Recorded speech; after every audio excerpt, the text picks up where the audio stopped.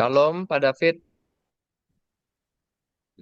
terima kasih Pak David sudah memberikan saya kesempatan ini. Shalom teman-teman di sini, saya mau berbagi untuk hari ini. Eh,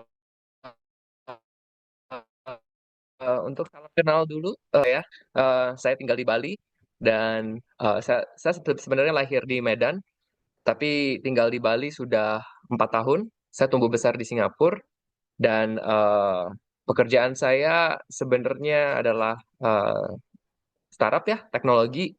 Tetapi nggak tahu kenapa juga di Bali malah membangun komunitas entrepreneurs, jadi Kristen entrepreneurs. Jadi di sini banyak banget orang-orang bule malah jadi grup saya di sini.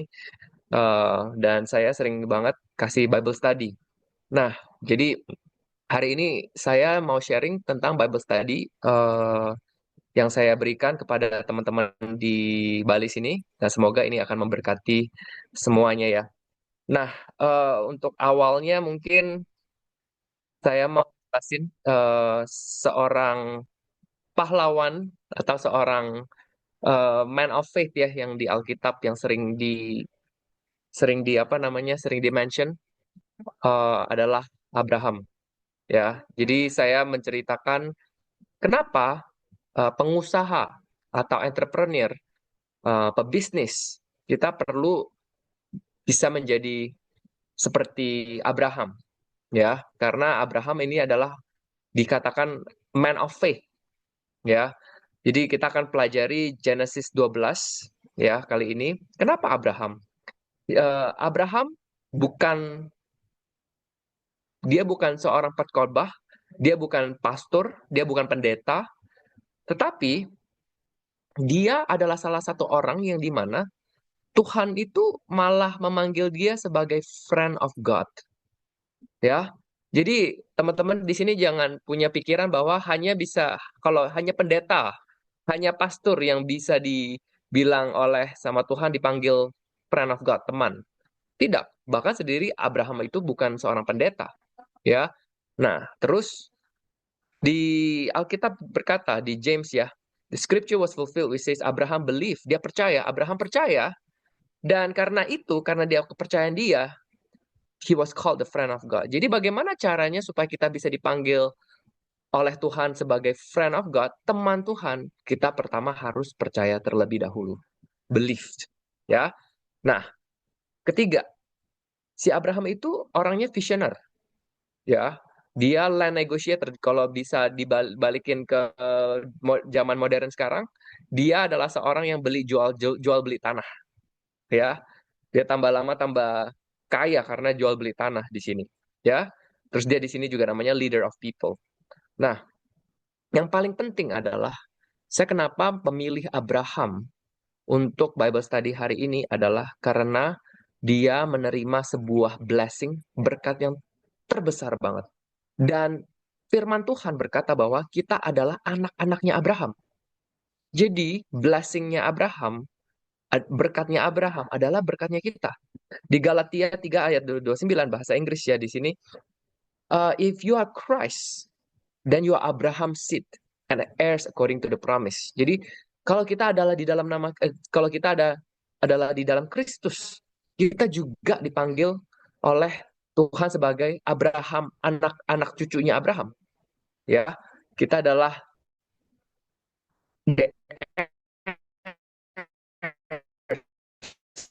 heirs itu apa ya? Orang yang biasanya kalau apa ya, Victor ya, kalau orang tua saya punya apa tuh harta ya, terus kita bisa terima hartanya, itu kita terima lah itunya. Ya, jadi kita tuh adalah heirs of the promise. Nah, di sini juga, but more than that, kenapa saya pilih Abraham? Karena dia ketika dia membangun hidupnya, dia membangun bisnisnya, dia bangun di atas firman Tuhan, bukan hanya cuman ambisius dia. Makanya kenapa kita perlu tahu bagaimana sih cara bisnismen di dalam Kristus itu sukses. Nah, kita belajarin Abraham. Oke? Nah, awal-awalnya kita belajar Alkitab di sini ya, Abraham's Journey di Genesis 12 1 ayat 3. Victor, perlu gak sih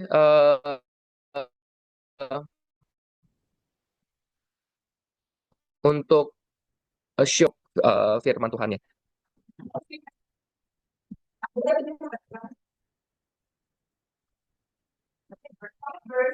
Gimana, Victor?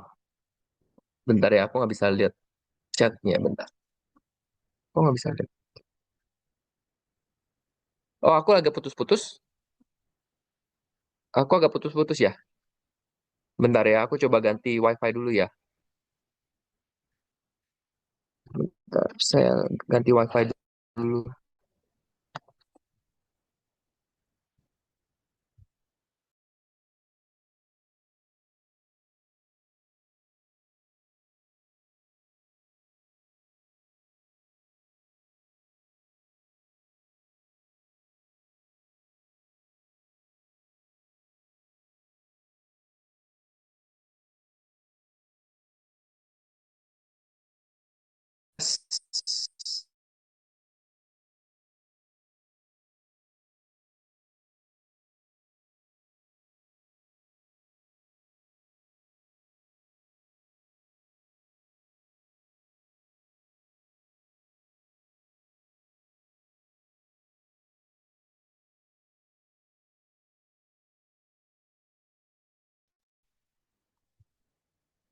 Tes, apakah aman suaranya atau masih putus-putus?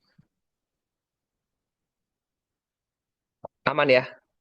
Oke,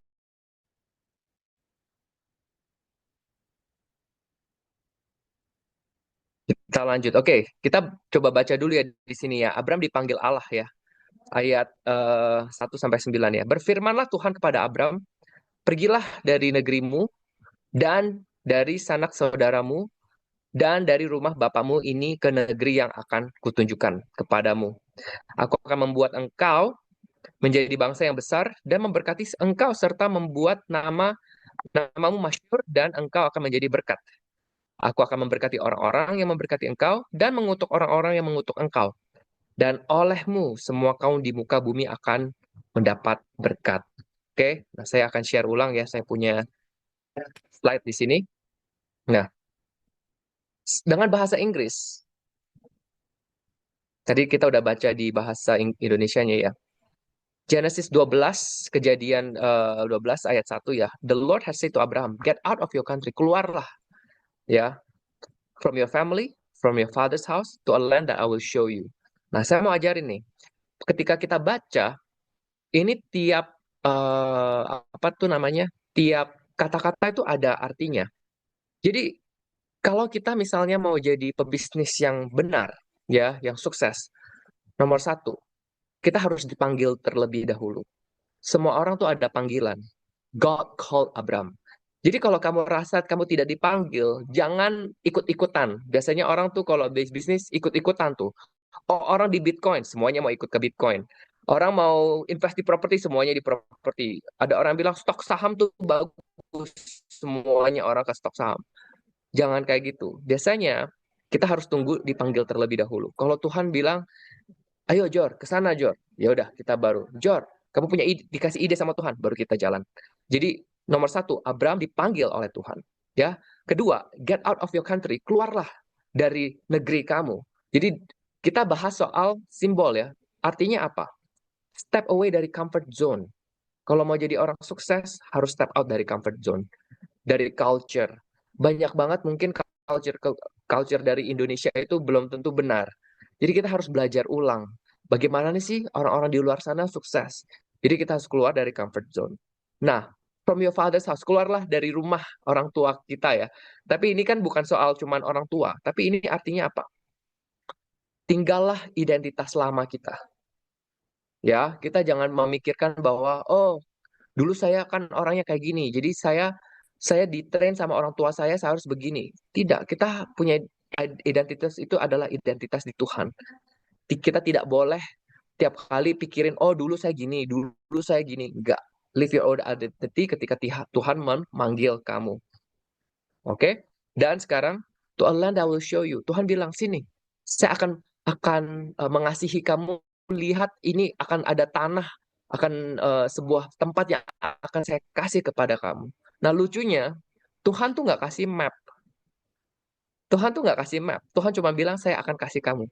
Dan apa yang kita harus lakukan? Kita harus step out dulu, nanti step by step Tuhan akan baru kasih kita lihat. Lucu banget ya, ketika Tuhan memanggil kita, biasanya kita ada panggilan ya. Misal memanggil Pak David, Pak David, David, kamu suatu hari akan menjadi orang yang sukses di sini. Terus kita kan sering tanya, gimana ya caranya ya? Tuhan bilang, jalan dulu. Nanti saya akan kasih lihat. Dia nggak kasih map-nya.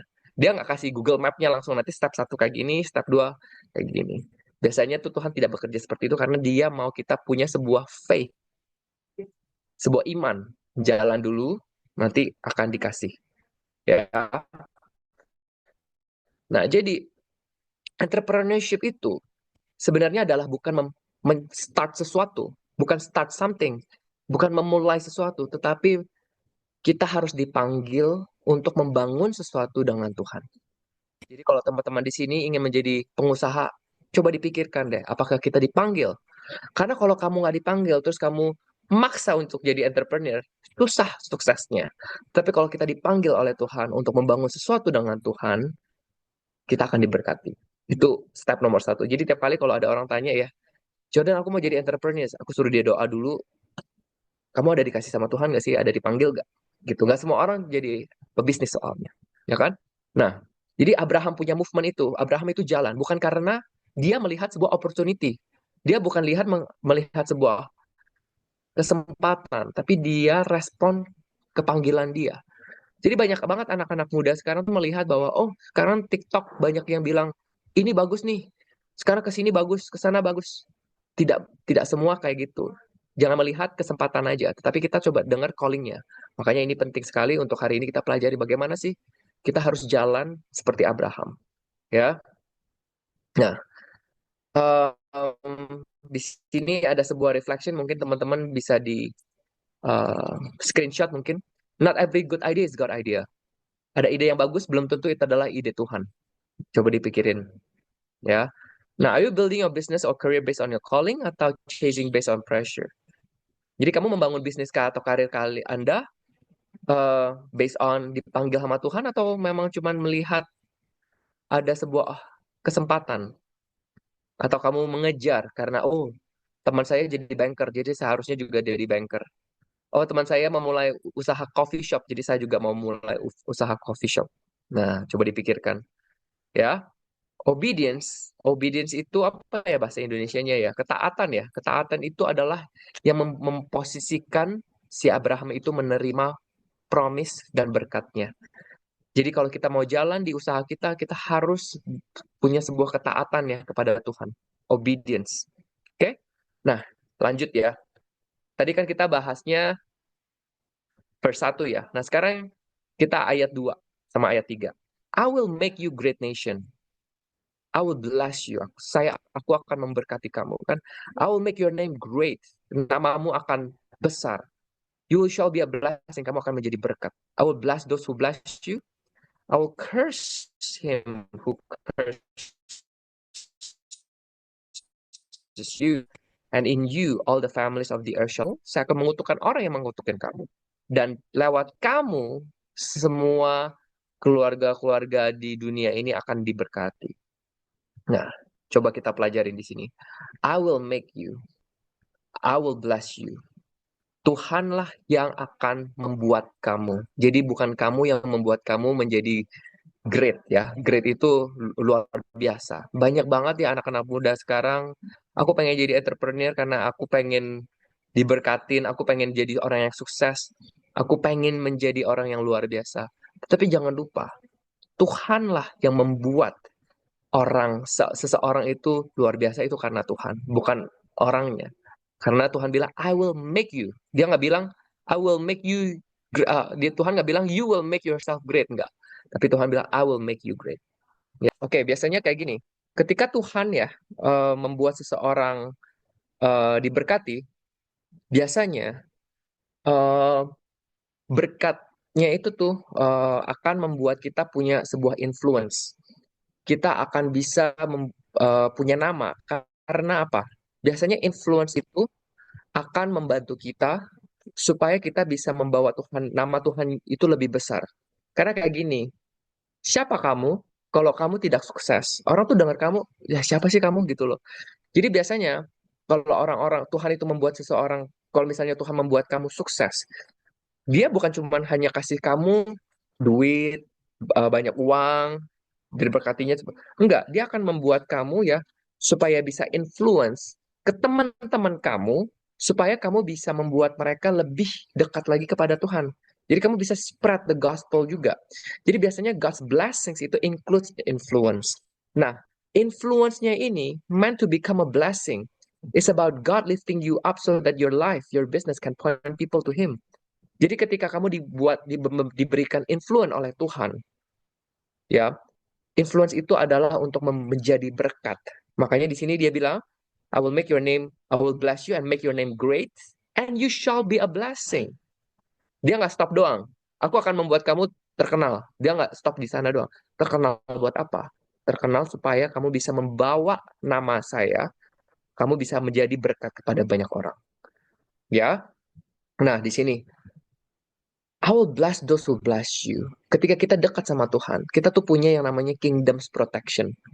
Ya, ada banyak orang bilang, oh, nanti ada orang yang mengutukin saya, mengutukin bisnis saya. Pernah gak sih di Indonesia itu sering banget yang aku dengar orang-orang bilang, oh, saya dikirimin oleh dukun ini, dukun itu. Tenang, kalau kamu membangun bisnis kamu di dalam Tuhan, tidak perlu takut. Ya, I will curse him who curses you. Kamu perlu ada yang namanya kingdom's protection. And in you, all the families of the earth shall be blessed. Kami lanjut, mungkin kita membaca Kejadian 12 ayat 4 sampai 9. Saya baca Kejadian 12 ayat 4 sampai 9. Lalu pergilah Abram seperti difirmankan Tuhan kepadanya, dan Lot pun ikut bersama sama dengan dia. Abram berumur 75 tahun ketika ia berangkat dari Haran. Abram membawa Sarai istrinya dan Lot anak saudaranya, dan segala harta benda yang didapat mereka dan orang-orang yang diperoleh mereka di Haran, mereka berangkat ke tanah Kanan. Lalu sampai di situ, Abram berjalan melalui negeri itu sampai ke suatu tempat dekat Sikem, yakni pohon terbantin di More. Waktu itu orang Kanaan diam di negeri itu. Ketika itu Tuhan menampakkan diri kepada Abram dan berfirman, aku akan memberikan negeri ini kepada keturunanmu. Maka didirikannya di situ mezbah bagi Tuhan yang telah menampakkan diri kepadanya. Kemudian ia pindah dari situ ke pegunungan di sebelah timur Betel.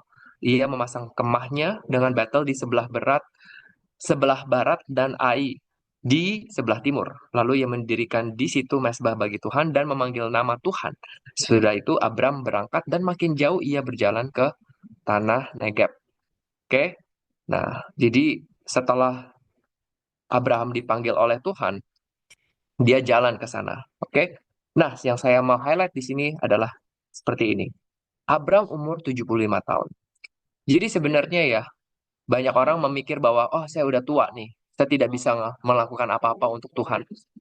Tidak ada late. Late is not in God's dictionary. Ketelatan itu tuh tidak ada. Jadi Anda mau umur 50, 60, 70, nggak ada yang namanya telat. Ya, karena Abraham sendiri dipanggil oleh Tuhan itu umur 75 tahun.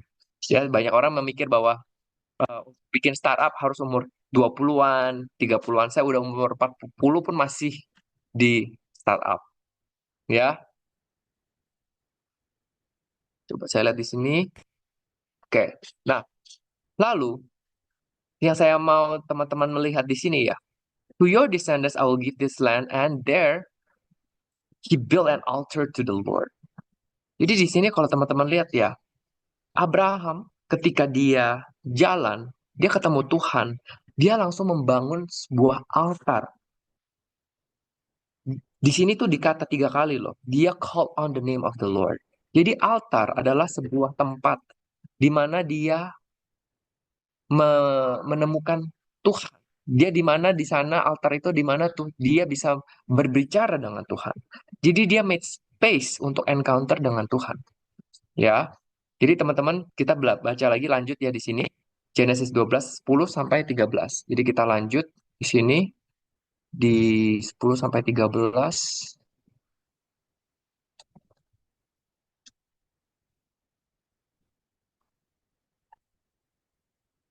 Oke, ketika kelaparan timbul di negeri itu, pergilah Abram ke Mesir untuk tinggal di situ sebagai orang asing. Sebab hebat kelaparan di negeri itu. Pada waktu itu ia akan masuk ke Mesir. Berkatalah ia kepada Sarai, istrinya, "Memang aku tahu bahwa engkau adalah seorang perempuan yang cantik perasnya. Apabila orang Mesir melihat engkau, mereka akan berkata, itu istrinya. Jadi mereka akan membunuh aku dan membiarkan engkau hidup. Katakanlah bahwa engkau adikku, supaya aku diperlakukan mereka dengan baik karena engkau, dan aku dibiarkan hidup oleh sebab engkau." Nah, di sini nih, teman-teman, kita melihat ya, bahwa ada sebuah kejadian di mana tempatnya itu musim kemarau ya, sehingga sampai mereka tidak punya makanan. Jadi itu ada famine ya. Kalau bahasa Inggrisnya itu famine. Kalau bahasa Indonesia itu kelaparan. Jadi intinya tuh terjadilah sebuah kelaparan di negeri itu. Nah, yang kita pelajari dari sini lucu. Coba lihat ya. Abraham langsung pindah ke mana? Ke Mesir, ke Egypt dia. Tetapi kalau kita baca, Tuhan tidak meminta dia untuk pindah. Jadi Abraham itu dia pindah tanpa instruksi dari Tuhan. Tidak tercatat bahwa Tuhan suruh dia pergi ke Egypt atau pergi ke Mesir. Dia pindah karena sebuah pressure, bukan karena diarahin. Nah, karena itu, karena dia pindah, karena dia stres, karena ada sebuah kelaparan. Mesir itu, kalau disimbol di Alkitab adalah the world. Egypt represent the world. Human solution, manusia, solusi dari manusia, worldly system, sistem dari dunia, dan shortcut. Ya, apa sih shortcut itu? Jarak, apa itu namanya? Potong jalan intinya. Jadi, kita bisa lihat ya, ketika Abraham pindah ke suatu tempat, karena bukan arahnya Tuhan, ya, akhirnya dia ada sebuah ketakutan. Yes, benar, jalan pintas. Jadi teman-teman harus lihat, ketika kita menjalani sesuatu, bisnis atau membuat sebuah decision ya, membuat sebuah eh, apa, misalnya kita nggak diminta untuk pindah, tapi kita pindah, akan terjadi sebuah fear. Fear itu akan menjadi sebuah ketakutan. Dan fear itu create scenario yang belum tentu benar. Coba teman-teman baca ya tadi ya, di Abraham kasih tahu istrinya, nanti kalau ada orang Mesir ya, tanya kepada kamu ya, kamu harus bilang kamu bukan istri saya, kamu adalah adik saya. Ya, kamu bukan istri saya. Dia jadi bohong. Nah, karena dia pindah ke tempat yang bukan dipanggil Tuhan, akhirnya dia ada menjadi sebuah ketakutan, dan ketakutan itu membuat dia menjadi dosa. Dia membuat sebuah skenario di otak dia karena ketakutan, dan dia imagine fears. Dia malah padahal itu nggak terjadi, tapi dia karena dia ketakutan, dia akhirnya pikirnya sampai bad, apa ya namanya, negative thinking jadinya. Ya kan? Jadi Abraham punya ketakutan, akhirnya membuat dia menjadi negative thinking, akhirnya untuk memprotek dia sendiri. Dia memakai dia punya kepintaran untuk memprotek dia. Dia nggak pakai, dia nggak rely on God. Karena apa? Karena dia pindah karena tanpa instruksinya Tuhan. Ya. Nah, karena ini di ayat 14 sampai 20, coba kita baca ya yang bahasa Indonesia ya. 14 sampai 20. Ini seru nih. Sesudah Abraham masuk ke Mesir, orang Mesir itu melihat bahwa perempuan itu sangat cantik. Padahal eh Sarai udah tua sih, tapi dia masih cantik, luar biasa. Dan ketika pengawal punggawa punggawa Firaun melihat Sarai, mereka memuji-mujinya di hadapan Firaun, sehingga perempuan itu dibawa ke istananya. Firaun menyambut Abram dengan baik-baik karena ia mengingini perempuan itu. Dan Abram mendapat kambing domba, lembu sapi, keledai jantan, budak laki-laki dan perempuan, keledai betina dan unta. Tetapi Tuhan menimpakan tulah yang hebat kepada Firaun, malah menimpa tulah, di curse, dikutuk. Demikian juga kepada seisi istananya, karena Sarai istri Abraham itu. Lalu Firaun memanggil Abram serta berkata, "Apakah yang kau perbuat ini terhadap aku? Mengapa tidak kau beritahukan bahwa ia istrimu. Mengapa engkau katakan dia adikku, sehingga aku mengambilnya menjadi istriku? Sekarang inilah istrimu, ambillah dan pergilah. Lalu Firaun memerintahkan beberapa orang untuk mengantarkan Abraham pergi bersama-sama dengan istrinya dan segala kepunyaannya. Jadi kalau teman-teman lihat di sini, jadi akhirnya diomelin ya sama si Firaun itu. Loh, kamu kenapa mau bohong gitu kan? Karena akhirnya Tuhan mengutuk si Firaun ini. Jadi kalau teman-teman lihat, si siapa? Karena kesalahannya Abraham, karena dia bohong, ya, itu malah menimpa sebuah kejahatan kepada orang lain. Kompromi jadinya. Jadi kompromisnya itu affect others. Karena Abraham punya ketakutan, fear-driven decision, dia menjadikan orang lain itu menjadi apa? Endangered others. Jadi dia membuat orang lain bahaya. Jadi teman-teman juga harus tahu apa yang ketakutan ketakutan kamu di dalam diri kamu ketika kamu mempunyai sebuah negative thinking, bukan hanya membahayakan kamu, tetapi membahayakan orang lain juga, termasuk keluarga kamu, ya kan? Dia endanger juga Sarah juga, karena dia ketakutan dia akhirnya juga membahayakan istrinya juga. Jadi apa yang kita bisa pelajari di hari ini adalah kita harus hati-hati ketika kita membuat decision yang bukan dari Tuhan, akhirnya kita punya sebuah ketakutan dan ketakutan itu akan membahayakan orang lain, bukan cuma kita doang. Tapi untungnya karena Tuhan punya sebuah promise, ya, but God still protects His promise. God intervene untuk protect Sarah dan preserve His covenant. Even in Abraham's failure, God was faithful. Meskipun Abraham telah membuat salah, Tuhan tetap faithful. Bukan karena Abrahamnya, tapi karena Tuhannya.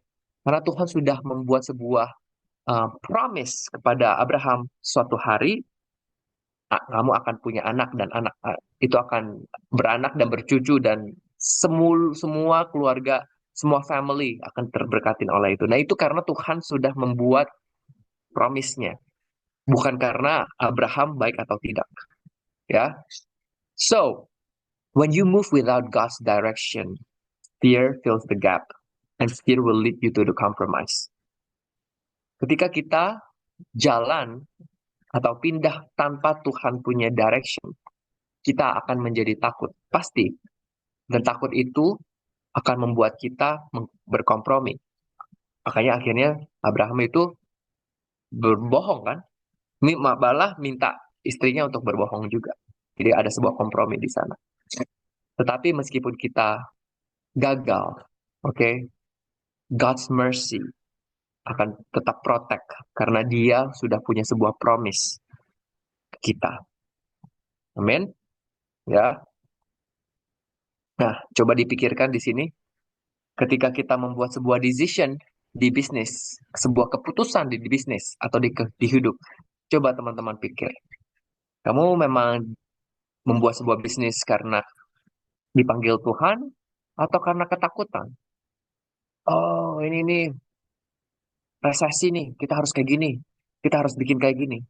Atau kamu atau anda di sini semuanya pikir bahwa nggak apa-apa, Tuhan sudah berjanji, sudah membuat janji-janji Tuhan bahwa orang ya yang taat sama Dia, Tuhan akan jaga.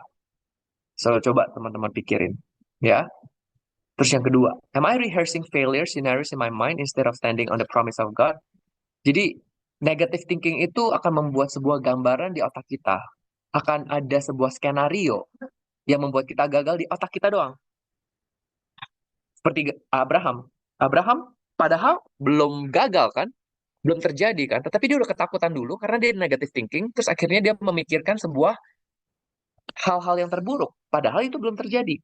Jadi teman-teman di sini coba pikirkan deh, apakah ketakutan Anda membuat sebuah skenario di gambaran di kepala kita semua bahwa sebuah hal akan terjadi, hal yang buruk akan terjadi. Atau kita memainkan promise-nya Tuhan. Oke, apa kita tetap rehearse ya yang namanya memikirkan janji Tuhan. Yang mana? Jadi ketika teman-teman tahu kalau saya punya bisnis ya, tahun lalu hampir gagal. Ketika proyek saya dengan pemerintah itu di stop, wah, sebuah ketakutan tuh di otak saya tuh. Langsung berpikir, wah gimana nih? Wah, nanti saya akan bangkrut, wah nanti saya akan kayak gini, saya akan gini. Tiba-tiba Roh Kudus bilang, Jor, memang udah terjadi. Oh ya, belum juga ya. Jadi ngapain pikirin itu? Janji Tuhan kamu yang pikirin. Itu Tuhan minta meditate ya. Meditate upon the word of God. The promise of God. Bukan meditate-nya itu, oh nanti saya akan gagal, nanti akan kayak gini, saya akan hutang, kayak gini. Enggak. Aku udah bilang, kamu, playlist kamu di otak kamu nggak boleh failure-nya. Promise-nya Tuhan. Jadi kalau teman-teman tahu ya, baru kemarin saya di Instagram, saya baru posting mujizatnya dari Tuhan ya. Karena saya taat ya dan apa yang diarahin oleh Roh Kudus. Akhirnya saya punya sebuah mujizat, akhirnya nggak tutup. Jadi kalau teman-teman ingin tahu, nanti bisa lihat ya di Instagram saya apa yang terjadi ya. Jadi intinya tuh ketika sebelum tutup, Tuhan mengirim seseorang dari Amerika yang aku nggak kenal sama sekali datang ke Indonesia dan dia hari pertama juga dia datang ketemu aku juga ketemu Pak David. Amazing banget waktu itu si Chris itu. Terus beberapa minggu kemudian si Chris itu bilang sama aku, Jor, Tuhan suruh aku kasih kamu 40.000 dolar. It's like, ah, wow. Akhirnya nggak jadi tutup. Jadi banyak banget lah story-story seperti itu. Nanti saya akan coba cerita kalau ada waktu. Ya.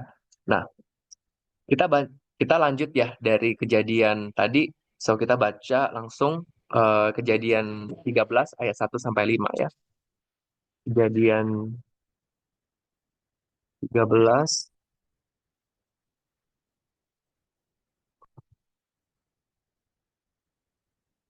ayat 1 sampai 5.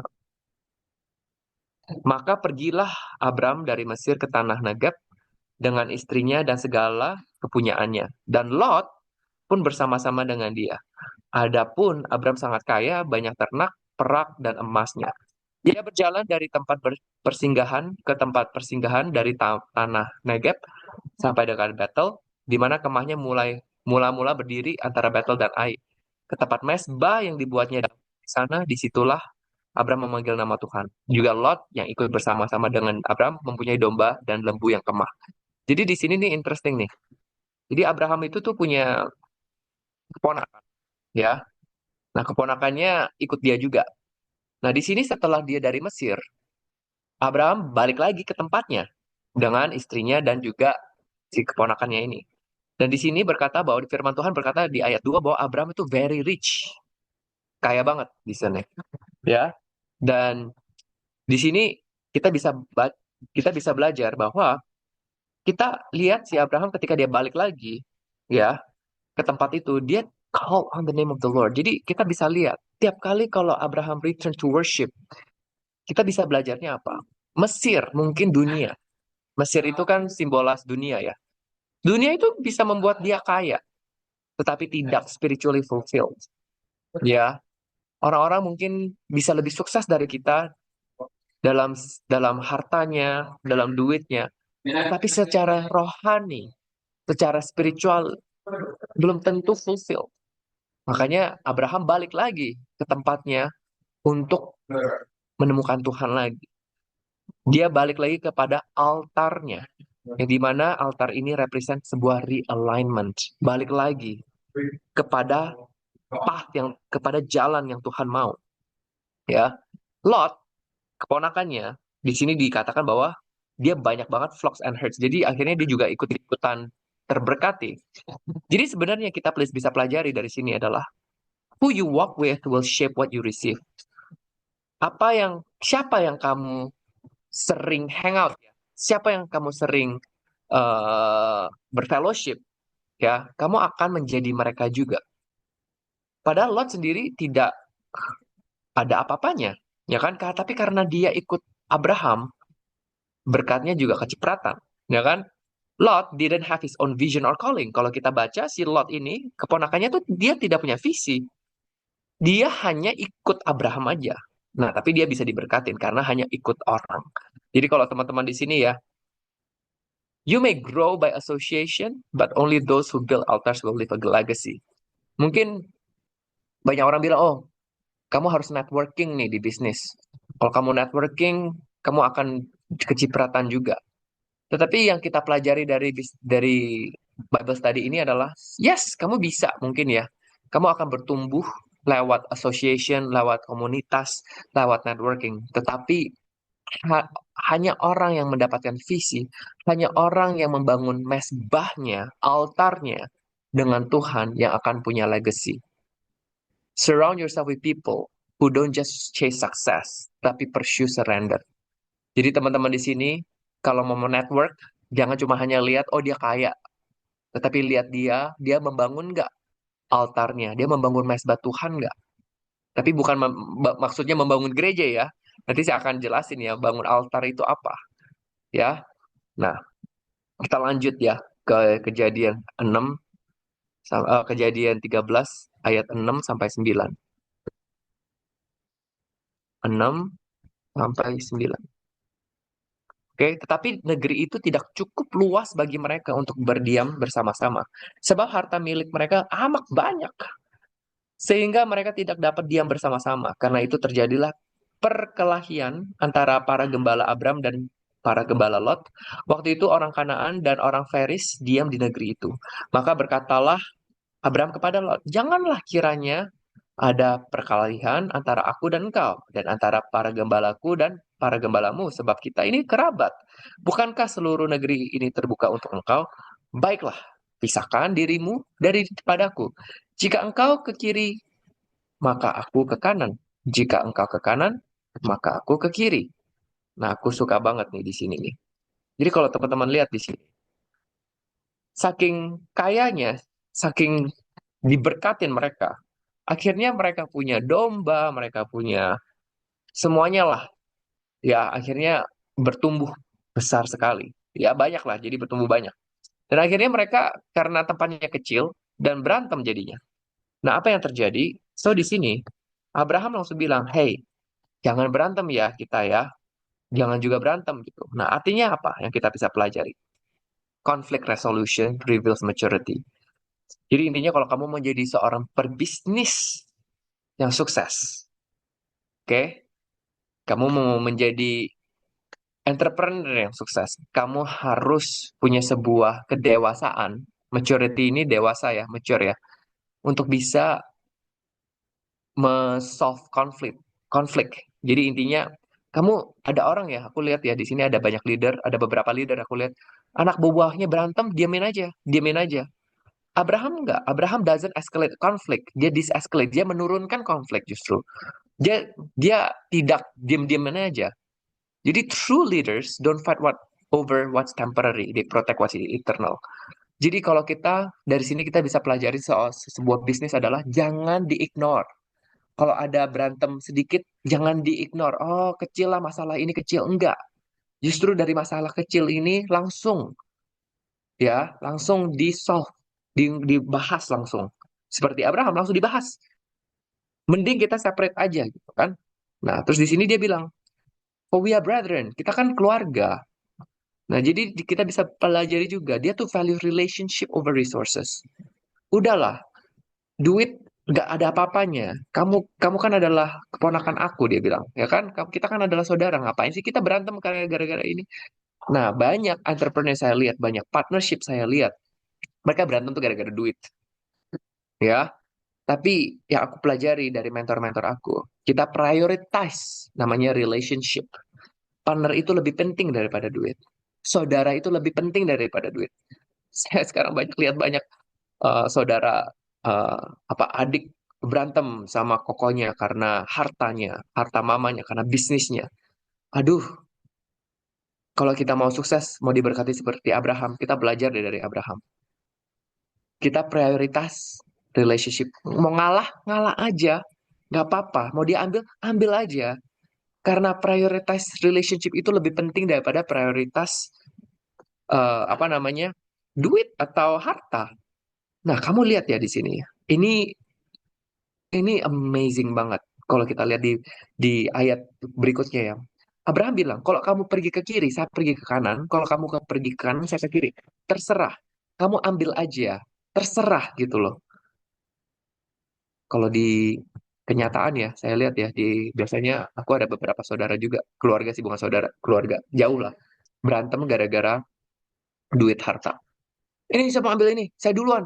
Kan mama kasih saya duit ini. Kan mama kasih saya rumah ini. Kamu lihat bagaimana cara Abraham handle ya. Abraham bilang, hey, terserah kamu mau ambil apa, kamu ambil aja. Mau ambil kiri, silakan. Mau ambil kanan, silakan. Tahu gak artinya apa?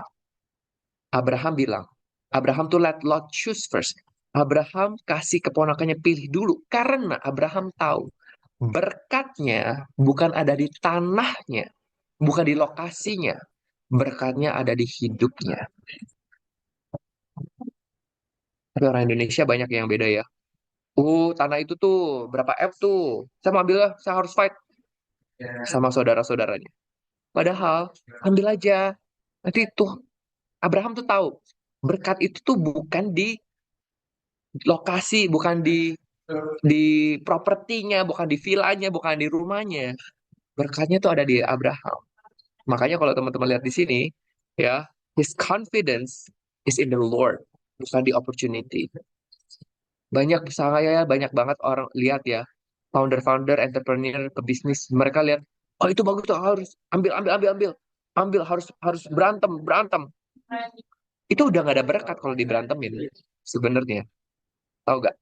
Nah, kita lihat ya di sini ya. Nanti kita lihat, belum selesai nih. Kita lihat di sini ya. Apa yang si Lot lakukan di ayat 10 sampai 13. 10 sampai 13. Nih. Lalu Lot melayangkan pandangnya dan dilihatnya lah bahwa seluruh lembah Yordan banyak airnya seperti taman Tuhan, seperti tanah Mesir sampai ke Zoar. Hal itu terjadi sebelum Tuhan memusnahkan Sodom dan Gomora. Nah, jadi lucunya, Lot tuh melihat, dia pandang, dia melihat kan. Kan Abraham minta dia, hey Lot, kamu pilih deh mau kiri atau kanan. Jadi si Lot melayangkan pandangnya dan dia lihat, oh itu lembah di Yordan tuh bagus banget tuh, banyak air tuh. Wah, seperti taman Tuhan tuh, kayak Eden tuh, bagus banget tuh. Wah, kayak ini bagus nih, ini pasti bagus. Sebab itu Lot memilih baginya seluruh lembah Yordan itu, lalu ia berangkat ke sebelah timur dan mereka berpisah. Abraham menetap di tanah Kanaan, tetapi Lot menetap di kota-kota lembah Yordan dan berkemah di dekat Sodom. Adapun orang Sodom sangat jahat dan berdosa terhadap Tuhan. Nah, kerennya nih apa yang kita bisa pelajari dari sini. Jadi si jadi si Lot itu keponakannya itu dia lihat, oh bagus sekali ya. Sama ambil yang bagus deh gitu. Nah, apa yang sebenarnya kita bisa pelajari? Lot chose by sight not by spirit. Apa yang dipilihkan oleh Lot ini hanya lewat mata, bukan lewat spirit. But what looked like a blessing was actually a trap. The land was lush, but the culture was corrupt. Lot would later lose everything, including his influence and legacy. Apa yang kita bisa pelajari? Apa yang bagus dilihat mata? Belum tentu itu adalah pilihan Tuhan. Apa yang apa yang bagus biasanya itu trap itu biasanya. Akhirnya apa? Akhirnya yang ketika Lot pilih tanah itu akhirnya jadi apa? Jadi Sodom dan Gomora. Akhirnya nggak ada apa-apanya. Akhirnya dimusnahkan oleh api, oleh Tuhan. Jadi jangan apa ya? Jadi orang bisnis tuh jangan jangan melihat bahwa oh opportunity itu bagus nih. Wah, mata ini bagus nih. Kayak orang bilang ya, Bitcoin masuk nih, bagus. Baik, banyak tuh yang gara-gara bilang, oh itu bagus, bagus, bagus, bukan diarahin oleh Tuhan, malah habis deh duitnya. Ya kan? Jadi kita harus coba jalan lewat spirit. Jangan cuma lihat, oh ini opportunity-nya bagus. Ya. Nah, jadi Abram dwell in the land of Canaan, Lot dwell in the cities of the plain, and pitched his tent even as far as Sodom. Nah, kita bisa lihat di sini nih, lucu ya. Si Lot ini keponakannya si Abraham tidak menanya Tuhan, dia yang pilih aja. Jadi dia ikut apa yang matanya lihat bagus, bukan convictionnya dari Tuhan. Tetapi kalau kita lihat Abraham, Abraham kemana? Dia akan membangun mesbah Tuhan. Wherever Lot went, he pitched tents. Kemana, kemana si Lot pergi, dia akan membangun kemahnya. Ya, tapi Abraham dia memprioritaskan mesbah Tuhan. Jadi satu itu dia one pursued God's presence. Abraham, dia mencari kerajaan Allah, dia mencari kehadirat Allah. Tetapi satunya lagi, dia mencarinya comfort dan opportunity. Dan kita tahu ya, akhirnya yang terjadi tuh gimana ya? Ya kan? Nah, nah kita baca lagi 14 sampai 18, semoga ini terakhir. 14 sampai 18. Oke? Nah, setelah Lot berpisah pada Abram, berfirmanlah Tuhan kepada Abram, pandanglah sekelilingmu dan lihatlah dari tempat engkau berdiri itu ke timur dan barat, utara dan selatan. Sebab seluruh negeri yang kau lihat itu akan kuberikan kepadamu dan kepada keturunanmu untuk selama-lamanya. Dan aku akan menjadikan keturunanmu itu seperti debu tanah banyaknya, sehingga jika seandainya ada yang dapat menghitung debu tanah, keturunanmu pun akan dapat dihitung juga. Bersiaplah, jalanilah negeri ini untuk menurut panjang dan lebarnya, sebab kepadamulah akan kuberikan negeri itu. Sesudah itu, Abram memindahkan kemahnya dan menetap di pohon-pohon terbanting di Mamre, dekat Hebron, lalu didirikannya lah mesbah di situ bagi Tuhan. Dia bangun lagi mesbahnya. Amazing banget. Jadi teman-teman lihat di sini ya. Jadi ketika si keponakannya sudah ditinggal, sudah cabut ya, sudah meninggalkan dia, Tuhan berkata kepada dia, "Nah, silau dan ada kamu lihat tuh, itu semua tuh miliknya kamu." Ya. Jadi lucunya adalah orang yang salah itu ketika ada orang yang salah itu eh, meninggalkan hidup kamu, visi kamu akhirnya Tuhan mengasihkan visi. Ya, God didn't speak until Lot left. Tuhan tidak memberitahu kepada Abraham sampai Lot itu pergi. Jadi orang yang salah, the wrong person had to exit for the right word to come. Orang yang salah itu harus keluarlah dari hidup kita supaya kita bisa melihat visi. Some partnership, environments, or mindset are blocking your clarity. Jadi mungkin ada beberapa di sini mungkin harus meninggalkan orang-orang yang salah dulu. Mungkin orang-orang yang salah, orang yang toksik harus ditinggalin dulu supaya Tuhan bisa bicara. Mungkin, ya kan? Dan dari sini Tuhan bilang, hey, arise and walk through it. Oke? Jadi Tuhan sudah berjanji kepada Abraham bahwa tanahnya akan milik Abraham. Tetapi Tuhan bilang kamu tetap harus menjalaninya. Meskipun sekarang bukan milik kamu, kamu harus jalan. Itu adalah iman. Faith is walking in what you haven't fully received yet. Jadi iman itu adalah kamu belum terima, tapi kamu harus jalanin dulu. Ya. Nah, yang keren adalah akhirnya di sanalah Abram, dia pindah kemahnya dan dia build an altar. Jadi kalau teman-teman lihat di sini, si Abram itu, dia bangun lagi altar lagi. Dia bangun lagi mesbahnya. Jadi another moment of surrender and alignment. Jadi sebenarnya true entrepreneurs of faith bukan cuman pursue goals doang, tapi dia pursue God. Dia kemanapun, dia tidak lupa. Dia membangun altarnya di sana.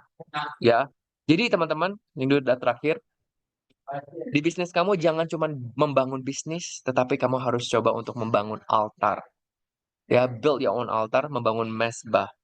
Altar adalah di mana kamu worship, kamu juga bertaat. Oke?